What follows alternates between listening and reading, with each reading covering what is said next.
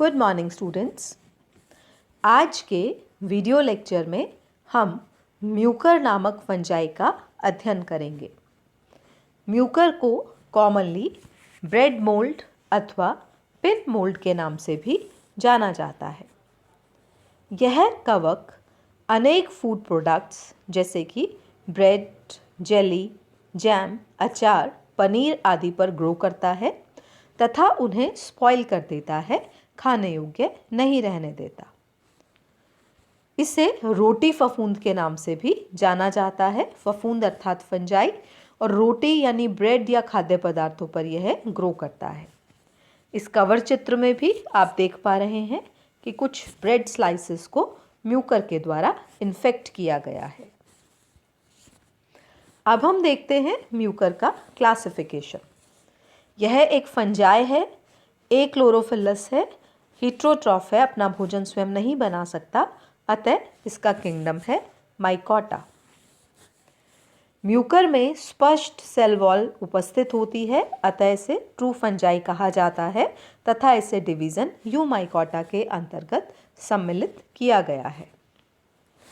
Mucor की class है ज़ाइगोमाइसिटीज, जिसकी खासियत है कि इसमें मोटाइल स्पोर्स या गतिशील स्पोर्स नहीं पाए जाते, एब्सेंट होते हैं।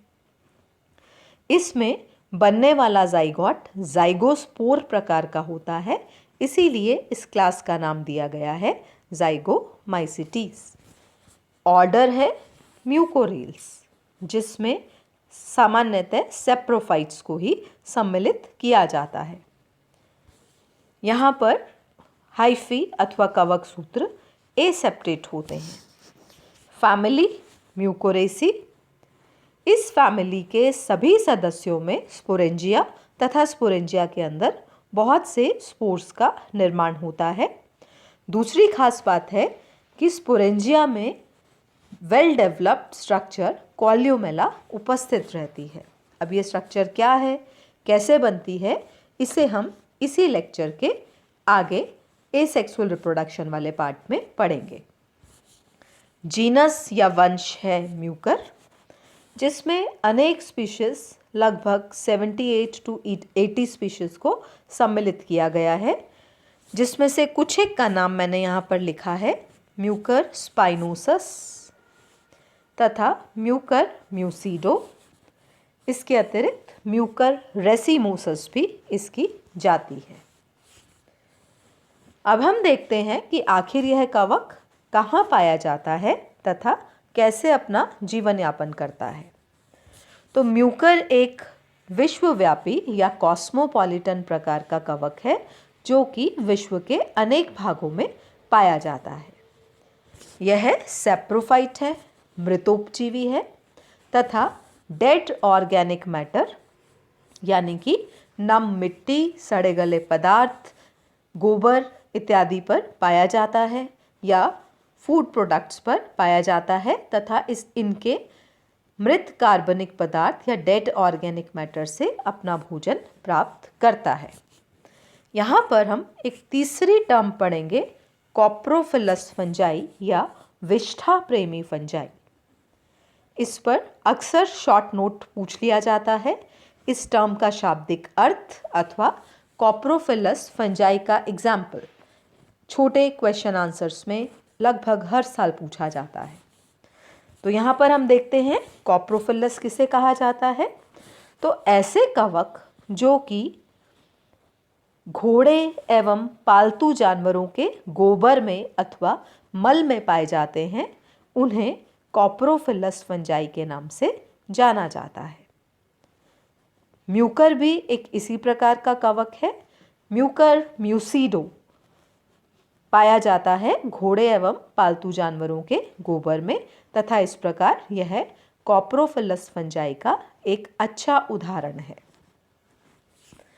अगर हम म्यूकर की कायिक संरचना की बात करें तो हम पाएंगे कि म्यूकर का जो थैलस होता है वह लंबे, ब्रांच्ड तथा सिनोसिटिक हाइफी के रूप में पाया जाता है। सिनोसिटिक शब्द यहाँ पर हम बारी बारी पढ़ रहे हैं, पुनः इसे रिवाइज कर लेते हैं। ऐसा फंगल हाइफी या कवक सूत्र जिसमें सेप्टा नहीं पाए जाते तथा बहुकेंद्रकीय या मल्टी न्यूक्लिएट कंडीशन पाई जाती है, उसके लिए हम संकोशीय या सिनोसिटिक टर्म का उपयोग करते हैं। म्यूकर का फंगल हाइफी सफ़ेद चटाई के समान फ्लफी मास बनाता है, जिसे जालिकावत या बहुत ज़्यादा संख्या में होने की वजह से हम माइसीलियम कह देते हैं। तो काफ़ी कवक सूत्र आपस में गुंथकर माइसीलियम का निर्माण करते हैं। म्यूकर में पाए जाने वाली सेल वॉल काइटिन की अथवा फंगल सेल्यूलोज की बनी संरचना है। म्यूकर का एक दूसरा नाम भी हमने देखा था, इसे कॉमन पिन मोल्ड कहा जाता है अथवा इसे ब्लैक मोल्ड, काला फफूंद भी कहा जाता है। तो ऐसा क्यों कहा जाता है? क्योंकि माइसीलियम का निर्माण होने के पश्चात म्यूकर में रिप्रोडक्टिव प्रावस्था या जनन प्रावस्था प्रारंभ होती है और इस जनन प्रावस्था के दौरान इसमें ब्लैक पिन के आकार तथा रंग के स्पोरेंजिया डेवलप होते हैं और इन्हीं पिन लाइक ब्लैक स्पोरेंजिया की उपस्थिति के कारण ही इसे हम कॉमन पिन मोल्ड अथवा ब्लैक मोल्ड के नाम से भी जानते हैं। इसका चित्र हम आगे देखेंगे। यहाँ पर मैं आपको एक और फैक्टर बताना चाहूँगी। म्यूकर को हम लेबोरेटरी कंडीशंस में भी ग्रो कर सकते हैं। इनफैक्ट अगर आप चाहें तो आप घर पर भी रोटी का टुकड़ा अथवा ब्रेड का टुकड़ा लेकर म्यूकर को ग्रो करवा सकते हैं। इस कवक को ग्रो करवाने के लिए या कल्चर करवाने के लिए नम रोटी अथवा ब्रेड का एक टुकड़ा लिया जाता है। प्रयोगशाला में इसे बेलजार में रख दिया गया है। प्रारंभ में इस नम रोटी पर या ब्रेड पर कवक का माइसीलियम सफ़ेद धागों के रूप में अपीयर होता है। माइसीलियम की वृद्धि के पश्चात इसमें स्पोर्स का या बीजाणुओं का निर्माण होता है, जिससे कि इसका रंग काला नजर आने लगता है। इसी वजह से इसे ब्लैक मोल्ड भी कहा जाता है। तो इस चित्र में सबसे पहले तो आप देख रहे हैं कैसे प्रायोगिक रूप से या प्रयोगशाला में प्रायोगिक रूप से कवक को ग्रो करवाते हैं। यह आपको माइसीलियम नज़र आ रहा है, वेजिटेटिव फेज नज़र आ रही है, जिसमें साइटोप्लाज्म, बहुत से केंद्रक, सेल वॉल तथा ऑयल ड्रॉपलेट्स के रूप में भोज्य पदार्थ भी नज़र आ रहा है। यहीं साथ में आप देख रहे हैं कि किस प्रकार इस वेजिटेटिव माइसीलियम पर आगे चलकर स्पोरेंजिया का अथवा बीजाणुओं का निर्माण होता है। हम बात करें रिप्रोडक्शन की, तो म्यूकर में आपको रिप्रोडक्शन के दोनों ही प्रकार नजर आएंगे, एसेक्सुअल अथवा अलैंगिक जनन, सेक्सुअल रिप्रोडक्शन अथवा लैंगिक जनन। तो पहले हम देखते हैं एसेक्सुअल रिप्रोडक्शन को। एसेक्सुअल रिप्रोडक्शन फिर से कई प्रकार का होता है। एप्लेनोस्पोर्स या अचल बीजाणुओं के निर्माण के द्वारा, क्लेमाइडोस्पोर्स के निर्माण के द्वारा, ऑइडिया अथवा गैमी के बनने से। इनमें से सबसे कॉमन मेथड है एप्लेनोस्पोर्स या अचल बीजाणुओं के निर्माण के द्वारा। एप्लेनोस्पोर्स का निर्माण ऑप्टिमम फेवरेबल कंडीशंस में होता है। तो पढ़ेंगे हम एप्लेनोस्पोर्स के बारे में। यहाँ पर आपको बहुत ही स्पष्ट रूप से ब्लैक कलर के पिन लाइक स्पोरेंजिया नज़र आ रहे हैं, जिसकी वजह से हमने इस कवक को पिन मोल्ड अथवा ब्लैक मोल्ड नाम दिया था। यहाँ आप देख पा रहे हैं स्पोरेंजिया की संरचना। यह कवक का हाइफी है जो कि अनुकूल परिस्थितियों में स्पोरेंजिया का निर्माण करता है। स्पोरेंजिया के निर्माण के समय एक एरियल ब्रांच या वायवीय शाखा बनती है, जिसकी टिप पर स्पोरेंजिया बनती है। स्पोरेंजिया में आपको बहुत क्लियर कॉल्यूमेला भी नज़र आता है। तो ये कॉल्यूमेला कैसे डेवलप हो रहा है, इसे देखने के लिए हम पढ़ते हैं म्यूकर में एसेक्सुअल रिप्रोडक्शन को विस्तार से। तो अलैंगिक जनन, जैसा कि मैंने आपको पहले ही बताया, एप्लेनोस्पोर्स के निर्माण के द्वारा होता है। एप्लेनोस्पोर्स फेवरेबल कंडीशंस में बनते हैं तथा यह एसेक्सुअल रिप्रोडक्शन का सर्वाधिक कॉमन मेथड है। एप्लेनोस्पोर्स मल्टीन्यूक्लिएट होते हैं, बहुकेंद्रकीय होते हैं, नॉन मोटाइल होते हैं, यानी गति नहीं कर सकते। तो आइए देखें कैसे बनते हैं एप्लेनोस्पोर। वेजिटेटिव माइसीलियम में एक हाइफा ऊपर की ओर वृद्धि करता है तथा धीरे धीरे यह फूलकर गोल हो जाता है। इसके टिप पर बहुत से न्यूक्लियस इकट्ठे होने शुरू हो जाते हैं, जिससे इसकी टिप फूलनी शुरू हो जाती है और यह नॉब लाइक वेसिकल के रूप में डेवलप हो जाती है। इसके पश्चात यंग स्पोरेंजियम के रूप में यह एक फूली हुई संरचना का निर्माण करती है। जल्दी ही इस यंग स्पोरेंजियम में हमें दो भाग नजर आने लगते हैं। परिधीय भाग, जिसमें बहुत सारे न्यूक्लियस प्रेजेंट रहते हैं तथा यहाँ का साइटोप्लाज्म काफ़ी सघन या डेंस नज़र आता है। केंद्रीय भाग, जो कि पतली भित्ति वाली स्ट्रक्चर्स से बना होता है, यह एक डॉम शेप्ड स्ट्रक्चर बन जाती है। सेंट्रल भाग में बहुत से रिक्तिका युक्त संरचना पाई जाती है। तो इस प्रकार यह जो सेंट्रल भाग होता है यह कॉल्यूमेला का निर्माण करता है।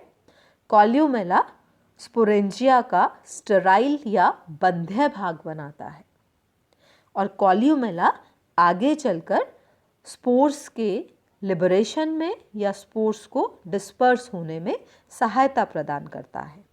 जबकि ऊपर का भाग जो होता है यह फर्टाइल भाग होता है, जिसमें आगे चलकर एप्लेनोस्पोर्स का निर्माण होता है। तो इस प्रकार स्पोरेंजिया के स्पष्ट रूप से दो भाग नजर आते हैं, पेरिफेरल भाग जो कि फर्टाइल भाग है तथा कॉल्यूमेला जो कि स्टेराइल भाग का निर्माण करता है। पूर्णतः परिपक्व होने के पश्चात यह जो अपर पार्ट है यहाँ पर धीरे धीरे वेल डेवलप्ड संरचनाएं बननी शुरू हो जाती हैं। धीरे धीरे ये पॉलीगोनल संरचनाएं और अधिक डेवलप होती हैं तथा एप्लेनोस्पोर्स का निर्माण कर देती हैं। तो यहाँ आप देख पा रहे हैं कि एक स्पोरेंजिया में आपको बहुत से एप्लेनोस्पोर्स नज़र आ रहे हैं, जो कि स्पोरेंजिया में पाए जाने वाले साइटोप्लाज्म के फर्दर डेवलप होने से बने हैं। एप्लेनोस्पोर्स नॉन मोटाइल हैं, मल्टीन्यूक्लिएट हैं। एप्लेनोस्पोर्स का निर्माण पूर्ण हो जाने के पश्चात दो गतिविधियां होती हैं। सबसे पहले तो यह जो कॉल्यूमेला नामक संरचना है यह पानी को फूलकर बड़ी होने लगती है तथा परिधीय भाग पर प्रेशर एक्सर्ट करती है। इस प्रेशर के कारण स्पोरेंजिया की भित्ति टूट जाती है। इस भित्ति के टूटने से मल्टी न्यूक्लिएट तथा नॉन मोटाइल एप्लेनोस्पोर्स फ्री हो जाते हैं। फ्री होने के पश्चात ये वायु के द्वारा विभिन्न स्थानों तक डिस्पर्स कर दिए जाते हैं, प्रकीर्णित कर दिए जाते हैं। अनुकूल सतह अथवा डेड ऑर्गेनिक मैटर जहाँ प्रचुर मात्रा में होता है, वहाँ जाने पर ये एप्लेनोस्पोर जर्मिनेट होते हैं। जर्मिनेशन के दौरान इससे एक जर्म ट्यूब निकलती है जो कि धीरे धीरे डेड ऑर्गेनिक मैटर में फैल जाती है तथा वहाँ पर माइसीलियम का निर्माण करने लगती है और इस प्रकार पुनः एक नए माइसीलियम का निर्माण हो जाता है तथा यह चक्र चलता रहता है। तो इस प्रकार एसेक्सुअल रिप्रोडक्शन को समराइज्ड करते हुए हम देखते हैं कि इसमें मुख्यतः तीन प्रकार के परिवर्तन होते हैं। पहला स्पोरेंजिया का निर्माण, दूसरा स्पोरेंजिया में कॉल्यूमेला तथा फर्टाइल भाग का डेवलप होना तथा तीसरा एप्लेनोस्पोर्स का मुक्त होना तथा मुक्त होने के पश्चात जर्मिनेट होकर नए माइसीलियम का निर्माण करना। तो इस प्रकार यह एसेक्सुअल रिप्रोडक्शन का सर्वाधिक कॉमन मेथड है। इसके अतिरिक्त कुछ अन्य प्रकार की संरचनाएं जैसे कि क्लेमाइडोस्पोर्स, जो कि मोटी भित्ति वाले स्पोर्स होते हैं, प्रतिकूल परिस्थितियों में बनते हैं, इनका निर्माण होता है। कुछ स्पीशीज में गैमी, जो कि इस प्रकार से पतली भित्ति वाली संरचनाएं होती हैं, इनका निर्माण होता है। गैमी मूल माइसीलियम से पृथक होकर नए माइसीलियम का निर्माण करते हैं। म्यूकर की कुछ जातियों में बडिंग के द्वारा या मुकुलन के द्वारा इस प्रकार की एक संरचना बनती है जिसे कि टोरुला स्टेज कहा जाता है। तो ये बड है ऑइडिया। ऑइडिया पुनः शाखित होकर बडिंग करती है तथा टोरुला स्टेज बनाती है। यही ऑइडिया जब अलग हो जाते हैं मूल हाइफी से तो यह नए हाइफा में डेवलप हो सकते हैं तथा अलैंगिक जनन की संरचनाओं के रूप में कार्य करते हैं। तो इस प्रकार हमने देखा कि अलैंगिक जनन का मुख्य प्रकार है एप्लानोस्पोर, जो कि आपको स्पष्ट रूप से कॉल्यूमेला तथा नॉन मोटाइल एप्लानोस्पोर्स के रूप में नजर आएंगे। स्पोरेंजिया में बनते हैं। स्पोरेंजिया में कॉल्यूमेला तथा नॉन मोटाइल एप्लानोस्पोर्स का निर्माण होता है। तो एप्लानोस्पोर्स तथा अन्य विधियों के द्वारा अलैंगिक जनन की प्रक्रिया पूर्ण की जाती है। लैंगिक जनन तथा म्यूकर के लाइफ साइकिल के बारे में हम अगले पार्ट में पढ़ेंगे। धन्यवाद।